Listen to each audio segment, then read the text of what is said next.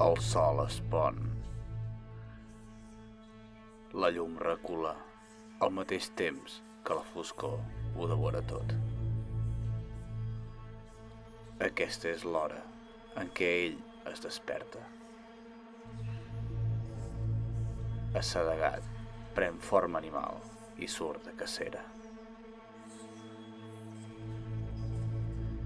Perquè la nit és el seu regne i nosaltres, les seves preses. Endavant, intro!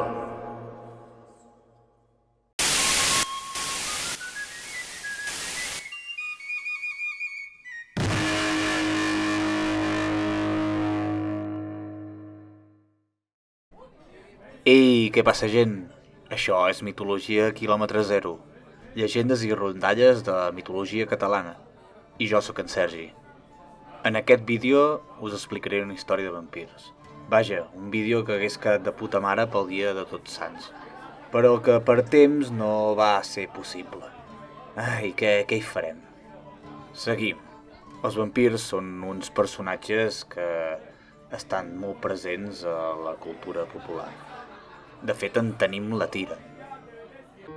Vampirs clàssics antics, vampirs clàssics moderns, vampirs gòtics, vampirs strippers, vampirs en còmics americans, vampirs en còmics europeus, vampirs humorístics, vampirs en manga, vampirs que...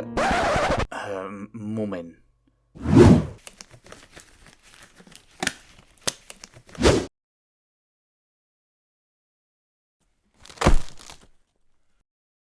Perdoneu, per on passàvem? Ah, sí. El que vull dir és que en llibres, pel·lícules i còmics tenim vampirs de tot tipus. Però, per si no ho sabeu, aquí a Catalunya tenim diverses històries sobre aquests éssers. Per exemple, els dips, els gossos xucladors de sang de Pratdip, al Baix Camp. O el cas de principis de segle XX de l'Enriqueta Martí, més coneguda com la vampira del Raval o bé com la vampira de Barcelona, que per si us interessa té un còmic de putíssima mare. I també una pel·lícula, però que és molt més fantasiosa. Però de tot això potser en parlem un altre dia. En aquest cas el que us vull explicar és la llegenda del comte d'Estruc, una de les històries de vampirisme més antigues d'Europa. Per posar-nos en situació, hauríem d'anar a la vila de Llers entre els segles XII i XIII. Llers és un poble de l'Alt Empordà i està situat molt a prop de Figueres. Allà encara es conserven les ruïnes del castell on se suposa que vivia el comte. Anar-hi és bastant fàcil. La carretera que va cap a Albanyà travessa el poble i el castell està al bell mig del nucli urbà. I ara que estem ben situats, comencem amb la llegenda.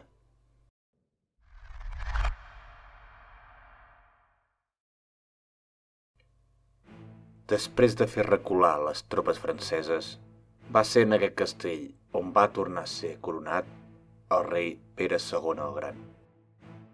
La llegenda diu que el seu avi, Pere I, va recompensar a un cavaller d'origen germànic anomenat Arnald o Guifré Estruc. El rei li va atorgar el títol de comte i un petit feu amb aquest castell inclòs. El comte Estruc era un guerrer hàbil i letal, però també era un gran devot catòlic.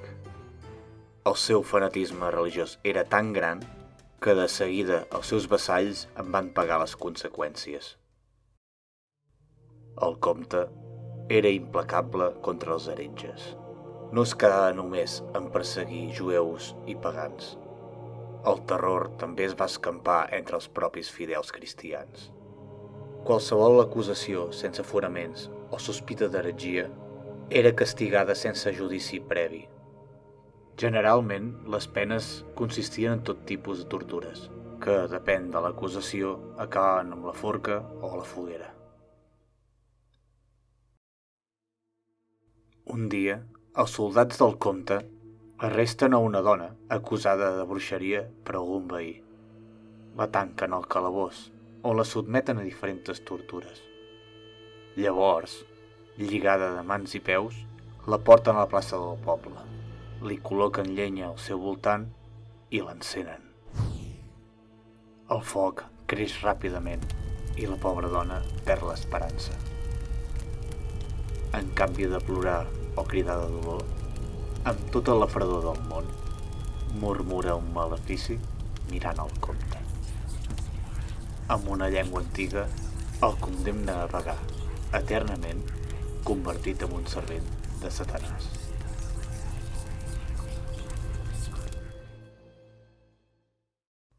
Van passar els anys i la tirania del comte Estruc seguia. Les terres i els pobles cada vegada eren més tristos i solitaris. La por es palpava en l'ambient i la gent en fugia. Hi havia un munt de masos cremats i dels arbres en penjaven petits i grans. Però va arribar el moment en què aquell jou sanguinari semblava estar a punt d'acabar. El comte ja era un ancià. Ara estava dèbil i senil i era incapaç d'aixecar-se del llit. I per fi va arribar el dia. El dia que tothom estava esperant. Finalment, li va arribar la mort.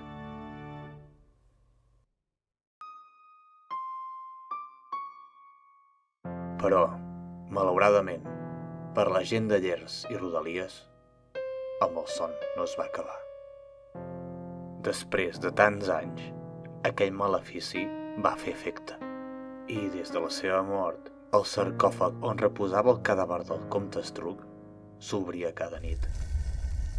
Aquell maleït tirà havia ressuscitat. A més, ho va fer totalment rejuvenit, amb una set insaciable de sang.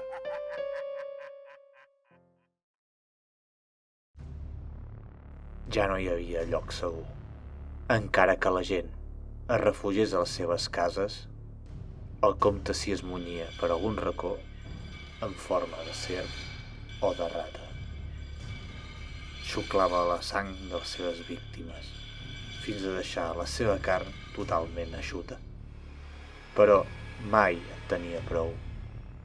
Després d'alimentar-se, desenvainava l'espasa i sense concessions matava qui encara quedés viu. No passava matí en què els veïns descobrissin una nova carnisseria. Per si no fos poc, en ocasions el comte també violava les dones. Les deixava prenyades i en qüestió de dies ja parien. Naixien éssers monstruosos, nadons diabòlics totalment deformes i que, al cap de poques hores, es morien.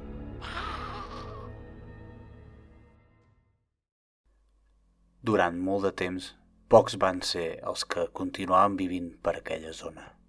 Semblava que aquell infern mai s'acabaria. Però hi va haver un dia en què l'esperança va tornar.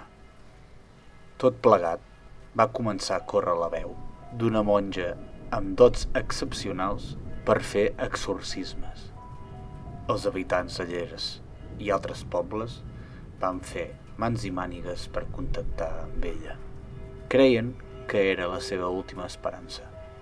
Per sort, van aconseguir trobar-la i tan ràpid com van poder la van portar al castell. Poc abans del capvespre, la monja va obrir el sarcòfag on encara reposava el comte. El va ruixar amb aigua beneïda i amb un crucifix a la mà va començar a murmurar oracions.